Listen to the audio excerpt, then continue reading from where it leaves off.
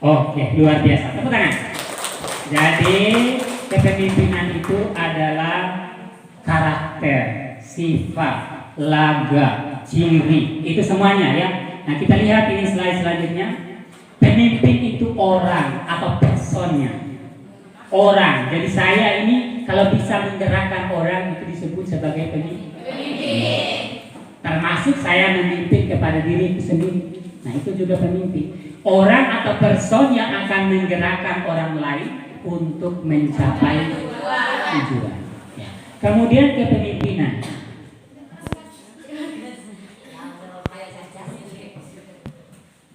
Nah tadi. Ya.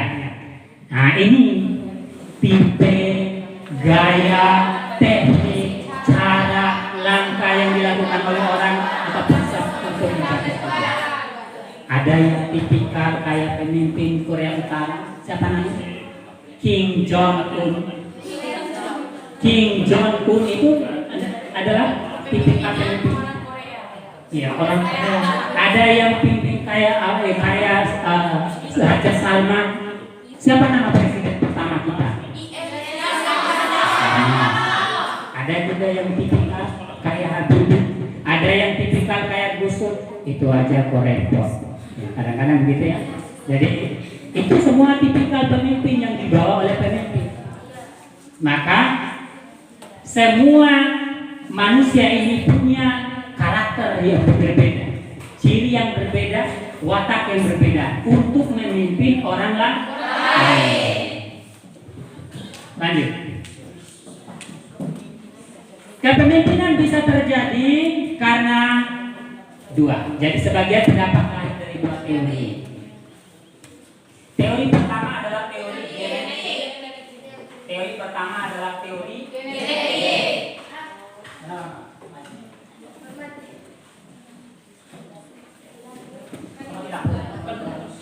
Iya. Teori genetik, artinya teori genetik ini kepemimpinan karena bakat dan kecerdasan. Ada orang yang jadi pemimpin tiba-tiba jadi pemimpin. Ini saya lihat ini bakatnya ini sepanjang. Nah, bisa jadi dia nanti jadi bupati. Ya, dilihat dari cara berbicaranya, cara berperilakunya, tutur katanya gitu. Ya, tingkah lakunya begitu. Nah ini, jadi teori genetik itu kepemimpinan karena bakat dan kecerdasan yang dibawa sejak bisa kita lihat. Apalagi kalau dipoles dengan minat. Ya, kalau dipoles dengan minat, kemudian ada bakat yang dibawa sejak lahir, cepat itu. Kemudian yang kedua adalah kepemimpinan lahir karena keturunan. Biasanya dalam bangsawan ya. Jadi kalau misalnya di Arab itu raja, ya itu dia turun temurun itu. Nah, dari keturunan, tidak boleh orang lain. Jadi kalau keturunan raja itu, ya anaknya akan mewariskan. Ya, mau dia bisa memimpin atau tidak bisa memimpin, ya dipaksa dulu menjadi pemimpin. Nanti diajarkan. Karena ada sesuatu yang akan mengajarkannya nanti di dalam lingkungan kerajaan itu. Seperti itu yang dilakukan oleh orang dulu. Kemudian yang kedua adalah teori sosial. Tapi dukungan dari orang lain ini ada dua. Ada dukungan orang lain ini karena memang betul-betul ini didukung dan melihat kecerdasan orang. Tapi ada juga dukungan orang lain ini karena dukungan yang dilakukan dengan cara yang tidak sehat. Ya, yang tidak baik. Seperti apa itu? Suaminya, ya, nepotisme. Nah itu kalau dilakukan semacam itu, apa dampaknya kira-kira? Akan melahirkan pemimpin yang tidak amanah, tidak jujur, tidak adil, ya, bersikap seenak dewe, bersikap otoriter. Ya gitu. Iya, benar. Karena begini ya, nanti itu Anda harus tahu bahwa pemimpin itu akan menjadi penopang utama. Di dalam hadis itu dikatakan bahwa Matahari sejengkal di atas kepala itu, siapa yang diletakkan pertama nanti? Matahari sejengkal di atas kepala, di mana manusia nanti itu akan mandi dengan keringatnya sendiri, bahkan mandi dengan air matanya sendiri. Tapi ada satu, yaitu yang pertama yang diposisikan pertama itu adalah pemimpin yang adil. Kalau pemimpin tidak adil, nanti akan dijebloskan ke dalam dijebloskan dalam penjara, ya, bukan penjaranya Allah. Ya, dijebloskan. Kalau pemimpin yang tidak adil, begitu. Jadi kalau pemimpin yang tidak adil yang dapat dengan cara yang mudah, ya, dengan cara yang mudah menyuap gitu. Nah, biasa kita lihat ini di demokrasi, pesta demokrasi kalau ada ya. Nah, kita sebagai agen of change yang dibilang oleh Pak Arif tadi, itu harus meluruskan itu hal-hal semacam itu. Ya, oke, tanggung jawab SMA Negeri 1 dulu. Selamat sore. Semangatnya luar biasa ya. Nah, jadi dapat pemimpinnya dari dukungan orang lain. Yang tidak sehat ya tadi, tidak mampu menyelesaikan masalah, mengutamakan kepentingan pribadi, tidak jujur, berani. Nah, kalau orang seperti ini, dia akan bertanggung jawab loh di akhirat nanti. Tidak boleh seperti itu. Pernah lihat itu filmnya Khalid bin Walid? Pernah lihat di YouTube? Nonton saja film Khalid bin Walid. Bagaimana giginya dia memerintahkan pasukannya untuk ke medan perang, luar biasa. Begitu sahabat Rasulullah SAW. Nabi juga begitu. Ketika perang Uhud, perang Badar, bagaimana dia ini memimpin pasukannya dengan sangat gigih. Bayangkan saja, ini Muhammad Al-Fatih. Pernah dengar Muhammad Al-Fatih? Muhammad Al-Fatih ini karena dia ini menjadi seorang pemimpin. Kata Nabi itu, sebaik-baik pemimpin adalah pemimpinnya Muhammad Al-Fatih, dan sebaik-baiknya pasukan adalah pasukan Muhammad Al-Fatih. Bayangkan saja, ini dia setelah turun dari perahu dia bakar. Perahu dia bakar. Kenapa dia bakar perahu? Karena di depan itu ada tentara musuh, di belakang ada lautan. Dan tidak ada lagi dia tempat untuk berlari. Yang ada di depan adalah maut.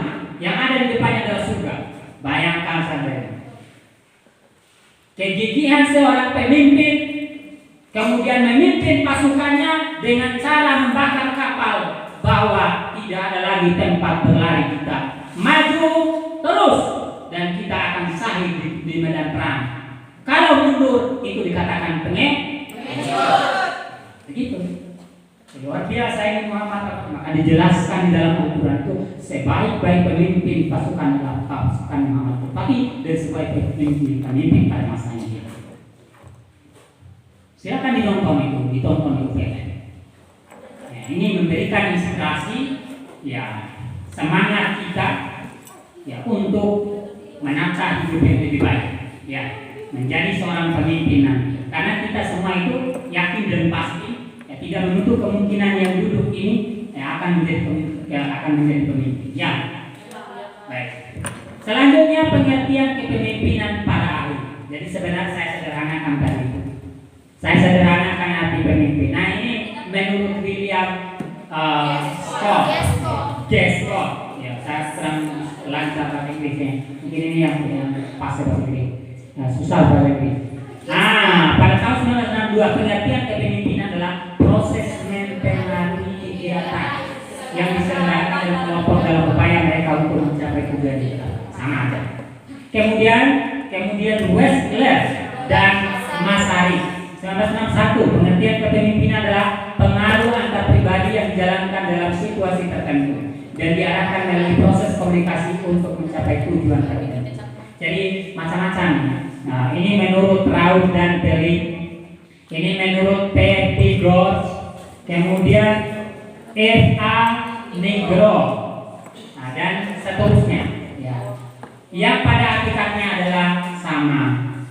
Tujuannya adalah menggerakkan orang-orang lain.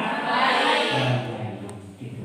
Jadi itu ending daripada tujuan kepemimpinan, maksud daripada kepemimpinan. Jadi pemimpin itu adalah orang. Kalau kepemimpinan adalah karakter. Kemudian macam-macam gaya kepemimpinan. Otokratis. Siapa yang bisa jawab? Otokratis. Ada yang punya pengetahuan awal tentang otokratis? Demokrasi? Ya. Dari kita sendiri untuk kita sendiri. Dari kita sendiri untuk kita sendiri. Ada yang lain? Demokrasi. Ya, demokrasi. Ya. Satu ya. Demokrasi adalah untuk rakyat, dari rakyat, Oleh rakyat. oleh rakyat dan untuk rakyat. Luar biasa.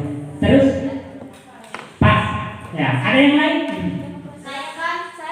Ya. Gerakan dari rakyat oleh rakyat, gerakan dari rakyat oleh rakyat dan untuk rakyat. Iya. Demokrasi berasal dari kata demos dan kratos. Demos berarti pemerintahan, sementara kratos artinya rakyat. Jadi secara sistematis demokrasi dapat diartikan sebagai pemerintahan rakyat, artinya pemerintahan rakyat dari rakyat oleh rakyat untuk rakyat. Iya, tepuk tangan untuk rekan rekan luar biasa. Tantangannya luar biasa. Selamat sore. SMA Negeri 1 Donggo. Berapa menit sayang? Masih 10. Iya. Jadi itu yang kedua. Kemudian birokrasi, ada yang bisa jawab? Karismatik, inovatif aja. Nah, inovatif. Ada yang bisa jawab inovatif? Iya. Hah? Iya. Saya jelaskan ya. Jadi otokratis itu adalah otoriter. Jadi otoriter itu maunya dia. Artinya kalaupun misalnya dia mengeluarkan ultimatum, peraturan itu toh yang dia tidak mau dengan yang lain. Itu seperti yang dibilang oleh saya tadi bahwa kepemimpinan Kim Jong tepuk tangan dari masuknya pertama presiden itu tidak boleh berhenti tepuk tangan. Kalau berhenti tepuk tangan habis kamu. Iya. Bayangkan saja itu ayahnya sendiri, pamannya sendiri itu dimasukkan ke kandang harimau yang kandang buaya yang tidak pernah diberi makan selama 7 hari. Berapa 7 hari 1 minggu? Ya. Pamannya sendiri kejamnya dia karena apa? Karena sifatnya otokratis. Otokratis. Jadi seenak dia. Jadi dia ini hanya dia toh karena dia pemimpinnya seperti itu, tipikal. Jadi kalau misalnya dia katakan hari ini kita ya kerja bakti di seluruh pelosok desa, kota dan sebagainya. Kalau tidak ada hukuman, ada sanksi. Semuanya akan. Nah, kalau ada seperti itu, tidak ada yang berani lagi yang macam-macam. Karena kita demokrasi, maka ada banyak yang macam-macam. Ya, banyak macam-macam demokrasi. Otokratis kayak Soeharto dulu tembak-tembakan.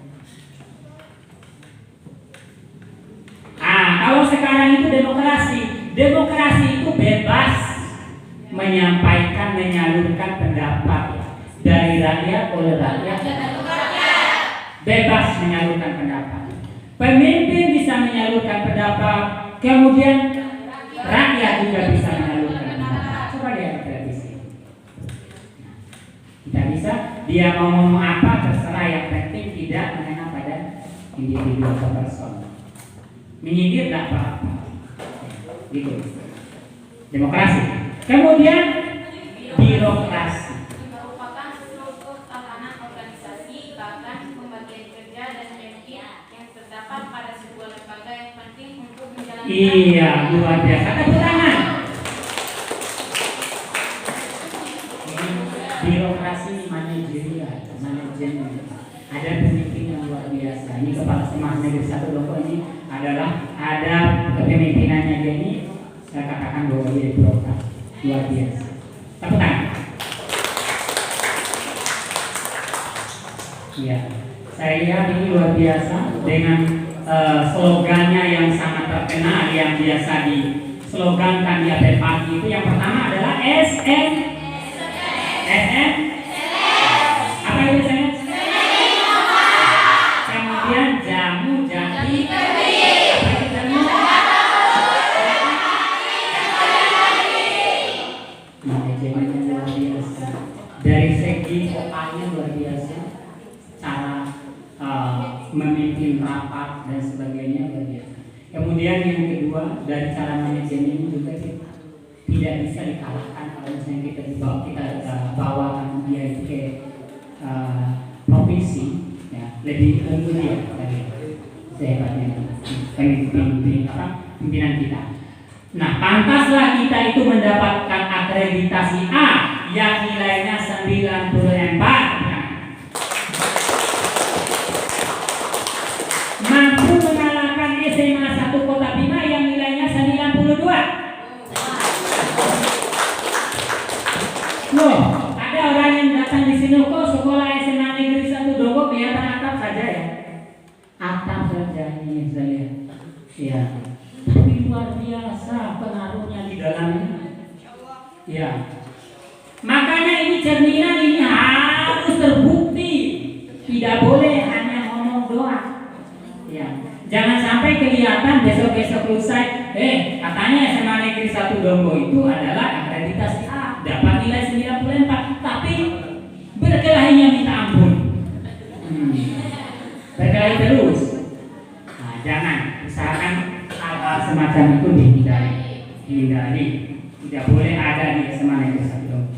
SMA Negeri 1 Dombo itu harus ya mengejawantakan aturan-aturan yang ada dan menjadi contoh bagi sekolah-sekolah yang lain. Karena apa?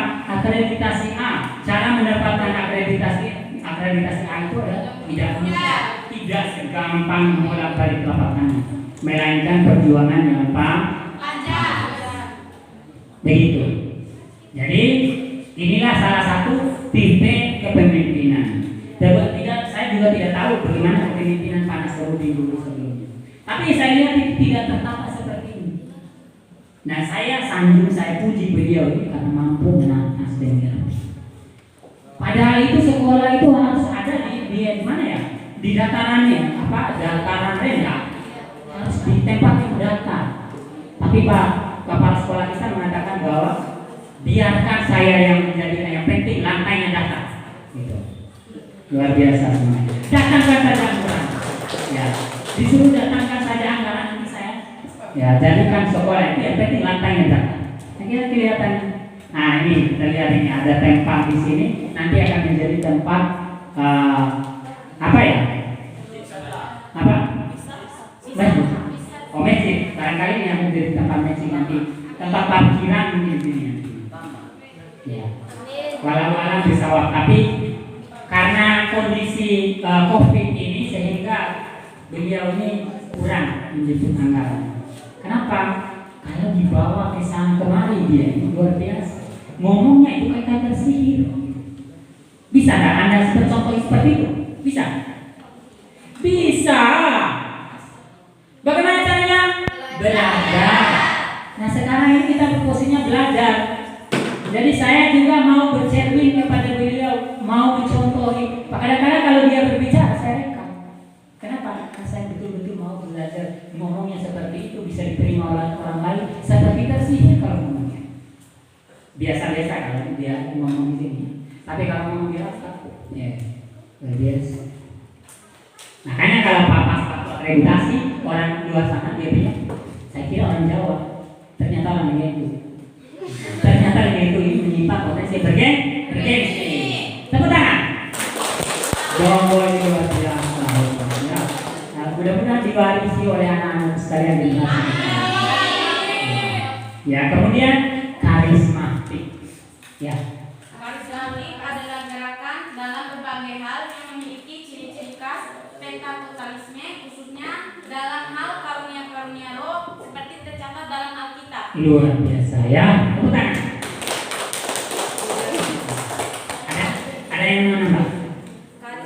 Karismatik adalah cara seorang pemimpin untuk mengajarkan kepada seseorang ke jalan yang lebih baik dan membangkitkan persoalan empati dan emosi kepada rasakannya. Iya, luar biasa. Ya. Kemudian yang lain ada? Iya. Karismatik adalah sebuah kepribadian berupa pancaran di bawah dari diri seseorang sehingga membuat orang di sekelilingnya merasa segan sekali. Iya, semuanya benar.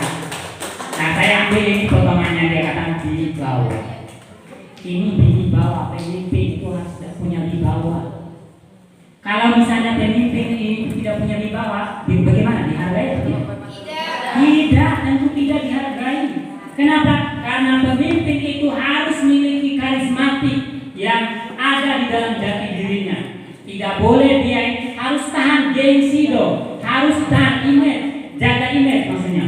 Ya, jangan sampai kita ini kasih tahu anak sekolah jangan merokok, akhirnya dia merokok. Nah, ini tidak karismatik, tidak memberikan contoh yang teladan terbaik. Harus karismatik dari wibawa. Dari lihat seorang. Bagaimana kalau orang jadi pemimpin? Bisa jadi pemimpin? Tidak bisa. Orang yang harus komunikasinya bagus, kemudian orang yang berwibawa. Bisa jadi pemimpin kalau misalnya orang yang harus borong. Tidak bisa. Tidak diikuti oleh orang. Yang diikuti oleh orang itu orang rapi, berwibawa, karismatik, gagah gitu. Ya, orang disiplin. Itu yang bisa menjadi pemimpin. Kemudian ciri yang terakhir adalah inovatif. Inovatif, gampang saja ya. Ya. Inovatif adalah proses pemimpin untuk membangun suatu pergerakan tersebut ke jalan yang lebih baik. Iya, tepuk tangan. Luar biasa. Ngomong semua ya. Ya, itu yang terakhir. Kreasi seseorang. Jadi kreasi, inovasi itu ada hal yang baru yang diciptakan, kemudian diimplementasikan dalam sebuah organisasi. Nah, inilah yang disebut dengan inovatif. Jadi otoritas, demokrasi, birokrasi, karismatik, inovatif. Baik. Jadi itu ya.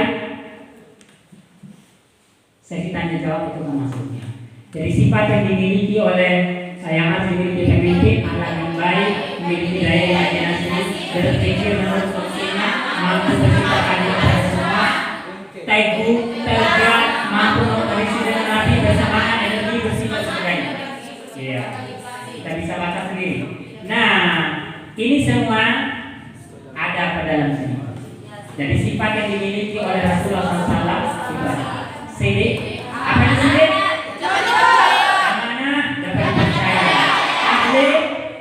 Menyampaikan amanah,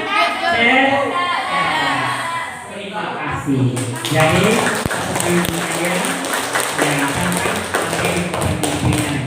jadi saya kira itu saja ya materi kepemimpinan nanti adik-adik itu bisa mengakses di Google banyak sekali materi kepemimpinan. Cuman bagaimana implementasinya saja ya yang ada di lapangan. Nanti mudah-mudahan Anda jadi hal yang baru di rumah Anda, di lingkungan Anda itu Anda menjadi seorang pemimpin dalam hal apapun.